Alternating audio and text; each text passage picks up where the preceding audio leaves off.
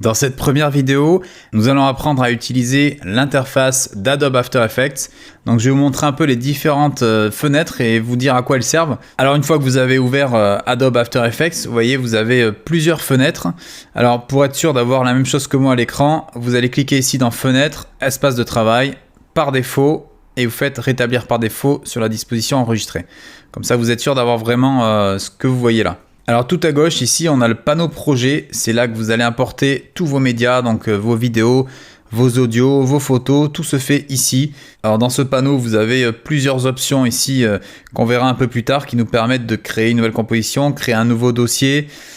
Ici vous pouvez interpréter un métrage, voilà, il y a plusieurs options qui s'offrent à vous. Ici c'est le panneau composition comme son nom l'indique. En fait la composition c'est quoi? C'est tout simplement la fenêtre de travail, là où vous allez visualiser le travail en cours, les effets spéciaux que vous êtes en train de faire, c'est ici que ça se passe. Alors à noter que vous pouvez réduire ou augmenter la taille des fenêtres. Ici vous voyez, quand vous mettez entre les deux, vous pouvez cliquer dessus et augmenter la taille, de même qu'en bas, hein, si vous préférez avoir un plus grand espace ici, vous n'avez plus qu'à remonter.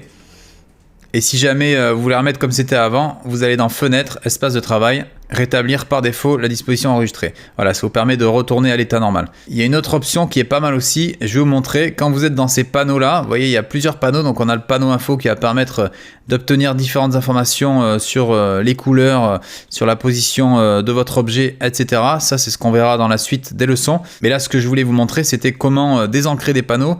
Alors, quand vous cliquez ici sur les trois petites barres là, vous avez une fonction désancrer le panneau et quand vous cliquez dessus, vous voyez, ça enlève le panneau en fait de tous les éléments ici et ça vous permet de le voir de manière un peu plus complète. Vous n'êtes pas obligé de cliquer à chaque fois pour afficher. Alors ça peut être embêtant pour ceux qui viennent de précédentes versions d'After Effects, pour les personnes qui ont déjà utilisé le logiciel auparavant.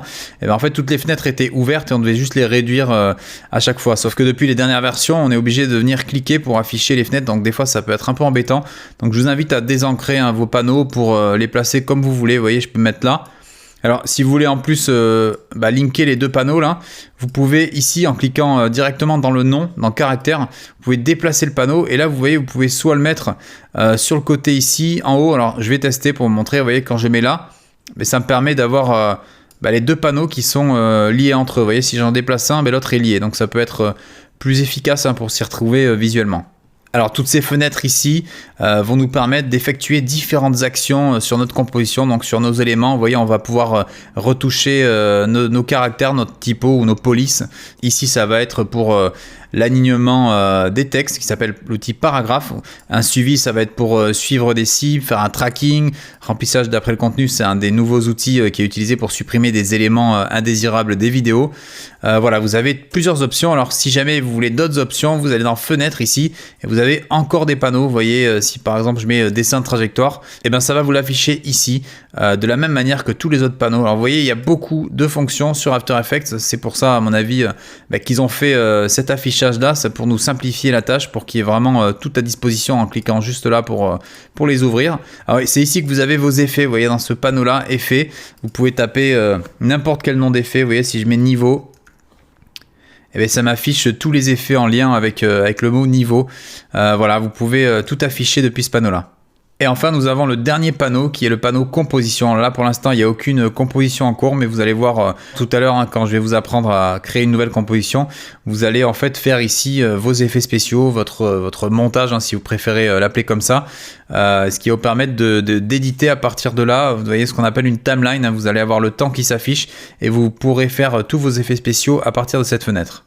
Alors, autre petite astuce, si jamais vous avez désancré un panneau, donc par exemple ici le panneau d'effet, vous le placez juste ici, comme je vous ai montré.